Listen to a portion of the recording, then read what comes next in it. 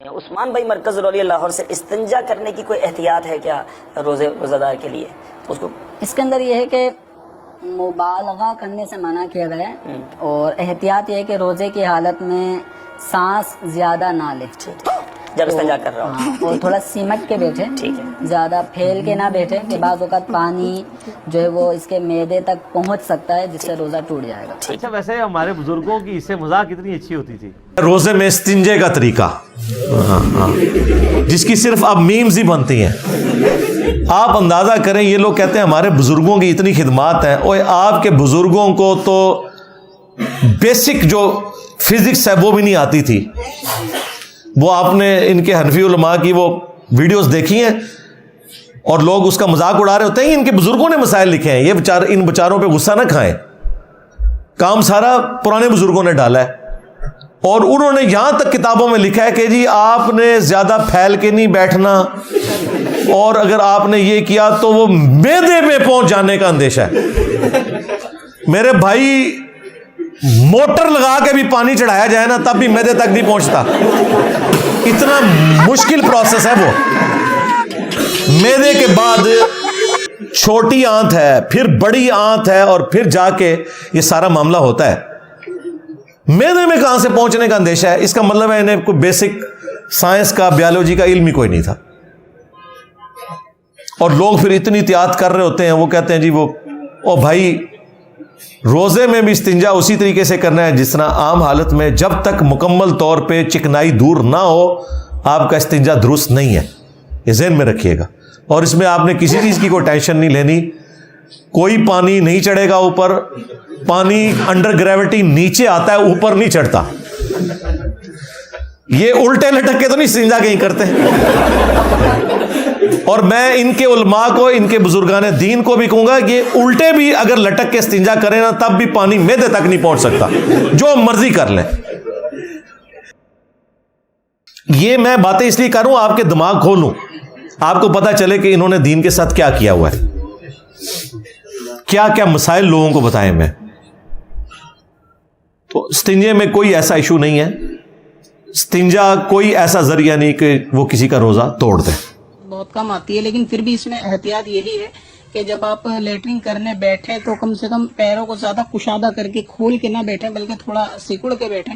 خاص طور سے خواتین کے، ان کے آگے اور پیچھے کے دونوں مقام بنسبت مرد کے زیادہ بڑے ہوتے ہیں، تو ایسے میں پانی لیتے وقت، استنجا کرتے وقت ان کو زیادہ احتیاط کی حاجت ہے کہ استنجے میں اوپر کو سانس نہ لیں، چھوٹے استنجے میں بھی، بڑے استنجے میں بھی۔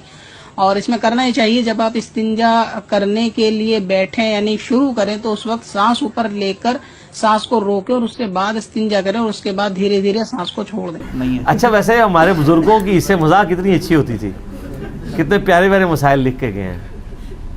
ٹھیک ہے، ابھی تو روزے کی حالت میں استنجا کرنے کا جو طریقہ ہے وہ تو میں بتا ہی نہیں رہا، اس کے لیے آپ یوٹیوب حفیظہ اللہ پہ وہ ویڈیوز دیکھ لیں۔ پہلے پہلیاں ہمارے بزرگوں کو یہ بھی نہیں پتا تھا کہ انڈر گریوٹی چیزیں نیچے آتی ہیں یا اوپر چڑھتی ہیں۔ نیوٹنز لا آف جو گریوٹی ہے وہ بھی ان کو نہیں پتا تھا۔ کیمسٹری بایولوجی کے لیے تو نہیں آئے تھے۔ کس لیے آئے تھے وہ؟ اچھا تسی دس دو کس واسطے ایسا میں دساں گا، وہ کام بھی انہوں نے صحیح نہیں کیتا۔ دین واسطے آئے تھے نا۔ کیڑا دین؟ یعنی اگر کسی بندے نو روزے دے وچ بھوک لگی ہے تو روٹی جڑی ہے، بوٹی جڑی ہے دھاگے نال بن کے اندر باہر کڈی جاوے۔ اچھا یہ دسیا نا انہوں نے تو ٹھیک ہے۔ اچھا، وہ مسئلہ غلط ہے جی جو آپ وہ انفی عالم کا کہہ رہے ہیں، ایسا کوئی مسئلہ نہیں ہے۔ باقی یہ ہے کہ اگر کوئی شخص مطلب لیٹ اٹھتا ہے تو اب اس پہ یہ واجب نہیں کہ 8 پیرا روزہ رکھے، یہ لوگ فخریہ بتا رہے ہوتے ہیں۔ آپ روزہ چھوڑ دیں، ایک روزے کی قضا دے دیں، اگر کوئی نبھا سکتا ہے تو ضرور رکھے، ادروائز چھوڑ دیں۔ یہ آپ اس تکلیف سے نہ گزریں۔ حتیٰ کہ بخاری مسلم میں نبی علیہ السلام کے بارے میں آتا ہے، یعنی آپ علیہ السلام کی ایک خصوصیت تھی، آپ کو اللہ تعالیٰ نے اتنی ہمت بھی دی تھی کہ امہات المومنین کہتی ہیں کئی بار نبی علیہ السلام تشریف لاتے نا گھر، پوچھتے کھانے کے لیے کوئی چیز ہے تو ہم ناشتہ پیش کر دیتے تو آپ کھا لیتے، اور جب ہم کہتے کہ آج کچھ بھی نہیں تو کہتے ٹھیک ہے میں پھر روزہ رکھ لیتا ہوں۔ نفلی روزہ، آپ نفلی روزے کی نیت آپ 10 کبریٰ سے پہلے کر سکتے ہیں۔ 10 کبریٰ ہے یعنی سورج جب بالکل سینٹر میں آ جاتا ہے، یعنی اشراق کا وقت ختم ہوتا ہے، پھر 10-12 منٹ کے بعد زور کا وقت داخل ہو جاتا ہے، یہ تو 40 منٹ کہتے ہیں, وہ تو جل یہ 40 منٹ نہیں, بس ایگزیکٹ سینٹر میں جب سورج آتا ہے نا اپنے ٹریک کے دوران, جو ٹوٹل ٹریک اس کا بنتا ہے طلوع آفتاب سے غروب آفتاب کے درمیان, وہ روزانہ ڈفرینٹ ہوتا ہے, اس سے 5 منٹ پہلے اور 5 منٹ بعد وہ مکروہ ٹائم ہے. جیسے ہی زوال آفتاب, یعنی زوال ہوتا ہے, آفتاب گرتا ہے, زوال آفتاب کا مطلب ہوتا ہے زہر کا وقت داخل ہونا. یہ بھی غلط العام ہے, زوال کا وقت کہتے ہیں مکروہ وقت کو لوگ, زوال کا وقت کہتے ہیں زہر کے وقت کو. زوال آفتاب, آفتاب زوال پذیر ہوا, سینٹر سے وہ گر گیا غروب کی طرف, تو زہر کا وقت داخل ہو گیا. وہ جو مکروہ وقت ہے نا جسے زوال کا وقت یہ کہتے ہیں, وہ ہوتا ہے دحوہ کبریٰ. صحیح ہے. تو دحوہ کبریٰ سے پہلے آپ نفلی روزے کی نیت کر سکتے ہیں. البتہ فرض روزے کی نیت آپ کو رات ہی کرنی پڑے گی. ٹھیک ہو گیا. اس سے پہلے آپ ناشتہ کر لیں, ٹھیک ہے, اور اس کا کفارہ بھی نہیں ادا کریں گے. نبی علیہ السلام بھی کر لیا کرتے تھے, جب ہوتا تھا ناشتہ کر لیتے تھے.